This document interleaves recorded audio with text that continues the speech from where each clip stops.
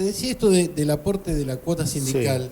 porque yo creo que hace un año, y me parece que en este mismo lugar, vos informabas que hicieron una modificación Sí, en sí. el aporte de la cuota, algo que no Lo es... hicimos en la coyuntura, Gustavo, del año pasado. Sí, pero hace un año Pero ya... también, no, pero ya lo teníamos establecido antes. Mirá, bien, voy a tratar de bien. ser rápido. Yo, obviamente, como cualquier capitán que estaba en actividad, hace unos cuantos años ya, tomé la responsabilidad de ver qué podíamos hacer con el desarrollo y la gestión de capitanes de pesca. Y empecé a ver cosas desde el otro lado. Ajá. Tal, por ejemplo, recuerdo, y acá estamos hablando del pago del salario en negro y el pago del salario en blanco, porque ese es el punto. Me acuerdo que redactamos una nota, porque en aquel entonces que apenas empezábamos a manejar el teclado de las PC, redactamos una nota con un dedo, tiqui tiqui, y la hicimos circular entre los oficiales. Y Juan Tizot, jubilado, muy activo, que vive en Puerto Madryn y trabajaba en la empresa Arengus. Ajá. La empresa Arengus que pagaba todo en blanco. La mayoría de las empresas que estaban instaladas en Madrid, el salario todo en blanco. Alpesca, Arengus, ok. Cuando enviamos esa nota, que en un párrafo decía que nosotros íbamos a tratar de brindar las coberturas en función de sus aportes, y que en la obra social empezamos a implementar eso de los planes, ¿viste? Parecía que no se podía hablar, que la obra social es solidaria, que tiene que ser solidaria para todos por igual. Sí, debe ser solidaria para todos por igual, como fue constituida, pero con el plan médico obligatorio, Claro, el ¿sí? mío, sí. No con los beneficios superadores. Entonces nosotros empezamos a jugar con eso y Tizop se re sorprendió y me contesta la nota. Imagínate, te estoy hablando del 2004, donde la comunicación no era la misma, ¿no? Sí, claro, sí, sí. Todavía se usaba el fax. Y no sé si no fue una ex administrativa que también se retiró, Helvecia, que pasó la nota por fax. Mirá. Así que imagínate de lo que estamos hablando. O habrá sido por Hotmail, que había en esa época, ¿no? Y sí, claro, sí, sí. Bueno, la cuestión que él sorprendido dice, ¿qué? ¿Todos no pagan lo que yo pago?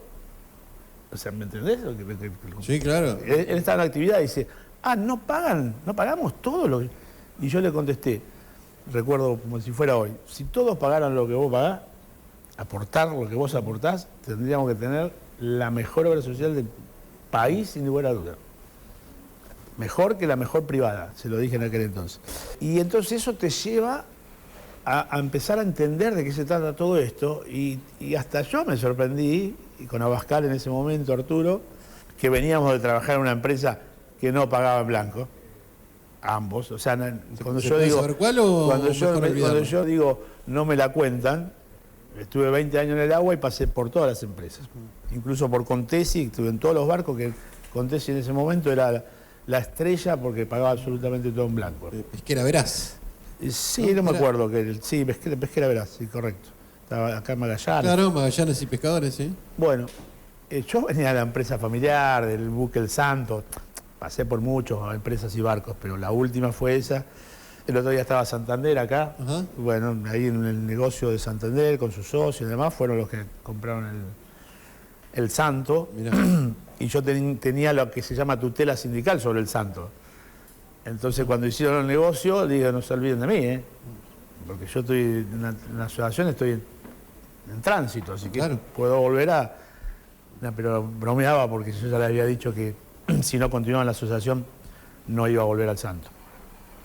Ya tenía un enfoque diferente en lo que era la actividad, ya había podido cruzar esa línea de pescar y ser el responsable máximo en un barco, o sea, había hecho esa experiencia que para mí era suficiente como para ir a buscar otros horizontes. Es decir que si no éramos elegidos con Abascal, yo al Santo no volvía igual. No volvías de todos modos. Y se lo dije a Abascal, que si no hubiéramos elegido, Abascal volvería a la capitanía, pero yo no iba a volver de oficial de él, ni siquiera de capitán del Santo, tenía otra visión. Bueno, esas cosas pasaron. Entonces volvemos al punto. Cuando empezás a administrar, que administrar una institución, donde administrás las necesidades de las familias, sobre todo la de salud, no solamente son las gremiales, donde hay enfermedades, donde hay niños con dificultades, nacimientos, etcétera, fallecimientos, por supuesto, empezás a entender un mundo que no es lo mismo que pescar. Pescar se pesca en el mar, acá no se pesca. El capitán más pintado, como se dice, puede acá venir y fracasar. O sea, no es una condición para condición. Sí, ser buen capitán es lo mismo que el buen jugador no puede ser buen técnico. Más o menos, ahí va, por ahí va. Puede serlo, puede serlo, sí, no puede serlo, no estamos excluyendo a nadie. No, Quiero decir claro. que no es lo mismo. No es lo mismo, exactamente. Hay que entenderlo. Bien, entonces cuando ponemos en práctica las mejoras, ¿cómo hacemos con los Tissot? Con los Juan Tissot, Claro. que además teníamos ese reclamo, el de la Patagonia, que siempre sostenían, y era cierto, y era absolutamente cierto, que los capitanes que se habían ido a vivir a la Patagonia sostenían la obra social de los que vivían en Mar del Plata, que cobrábamos en negro. Bueno, entonces cuando empezás a jugar con los porcentajes, nosotros tuvimos que cobrar un tiempo como porcentaje de asociación en Mar del Plata un 4%. ¿Por qué? Porque era aplicado sobre casi el 50 o 60% del sueldo.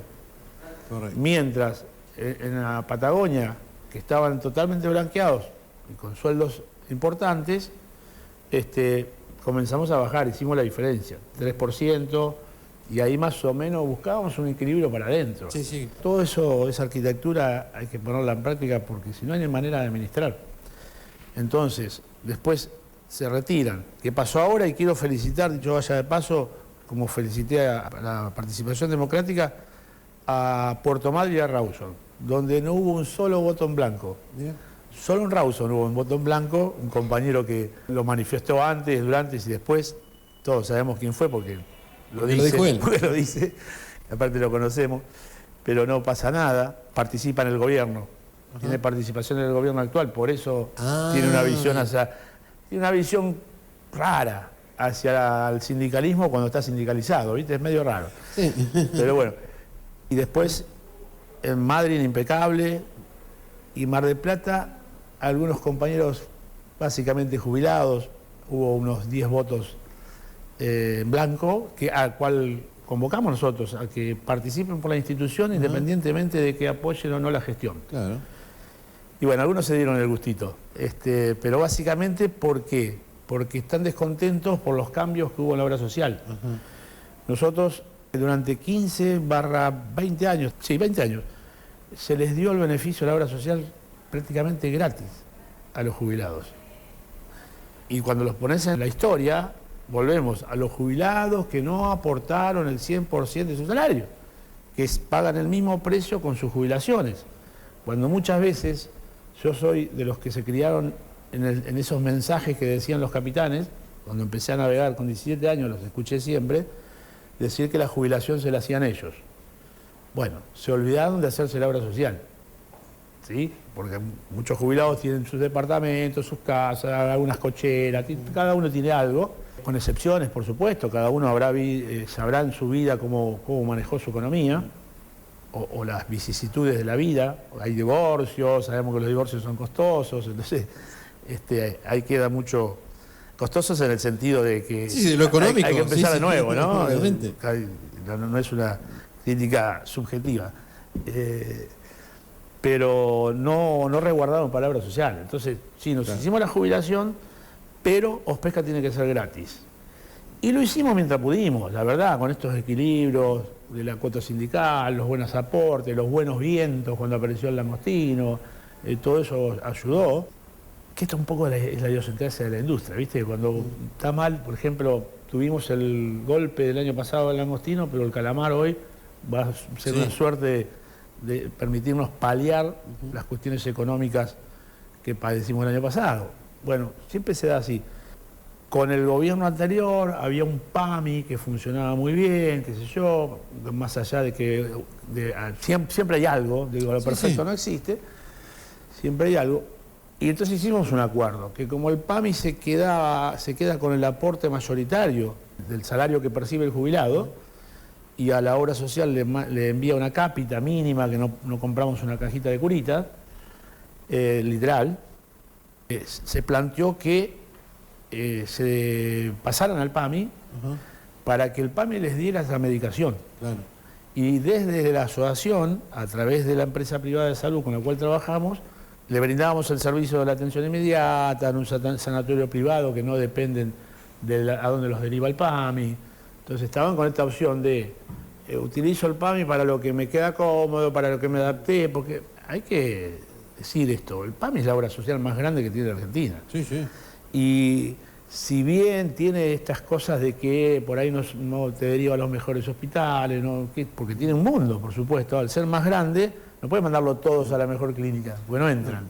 Sí, bueno, por el caso de Mar del Plata, viste que prácticamente no hay, o sea, son muy pocas las clínicas para No hay capacidad, la población. no hay capacidad ni en Mar del Plata ni en mucho, imagínate en la Patagonia. Y ahí voy al punto. Entonces, cambió el gobierno y el gobierno nos dijo que no hay más plata y el gobierno fue elegido por la mayoría de los argentinos. Sí, claro. Y la cuestión de la salud fue muy agredida por parte del gobierno. La economía se dispararon, los médicos, los sanatorios, todas estas cosas que venimos hablando hace tiempo. Y nosotros tuvimos que también reacomodarnos para evitarse sobrar, sobre todo. Y bueno, hubo un gran consenso con los jubilados para que esto ocurra, que entendieron que gratis no podíamos seguir. Me acuerdo que un compañero Tejerina, Hugo, siempre decía, Jorge, podemos hacer un aporte, no vamos a hacer mucho, pero es una vallaspirina. Y yo me acuerdo que le decía, ¿sabes qué pasa, Hugo? Que esa vallaspirina a mí me hace doler la cabeza, porque ese pequeño aporte que hacía el jubilado era después muy demandante, claro, por ese pequeño aporte. Entonces, yo cuando asumí la máxima responsabilidad decidí que el afiliado no pague nada, el jubilado, ¿me entendés? Pero bueno, las cosas cambiaron, el gobierno cambió, no se puede seguir adelante con eso. Articulamos esto de que la medicina se la brinde el PAMI porque se queda al fondo que ellos aportan. ¿Sí? Yo he hecho innumerables gestiones para que eso no ocurra, para que el ANSES derive el total de la jubilación a la obra social, del aporte, pero no lo logré, por distintas cuestiones administrativas, políticas, bla, bla, no se logró, entonces buscamos la solución para adentro. Muchos las entendieron y algunos no. Y se expresaron con el botón blanco. Pero fíjense qué paradoja. No tenemos la posibilidad física de hacerlo en Madryn, por ejemplo, porque la estructura médica en Madryn es diferente. Sin embargo, ningún afiliado votó en blanco. Y fueron muchos jubilados los que votaron. O sea, muchos de ellos eran jubilados. Y ninguno votó en blanco. Paradoja de la vida. Y eso tenía que ver con lo que me preguntaste, toda esta historia que te hice, por qué el 3%. Mirá, nos vamos dando cuenta que justamente la asociación, a partir de haber firmado los convenios colectivos de trabajo, todos, que ahora los vamos a refrendar, lo dije en el foro, yo no entiendo que el sector empresario no quiera continuar con nuestros convenios que les sirvió hasta ayer porque no le va a servir mañana, con lo cual esa relación administrativa, laboral, entre la Asociación de Capitanes y las diferentes cámaras tiene que seguir existiendo.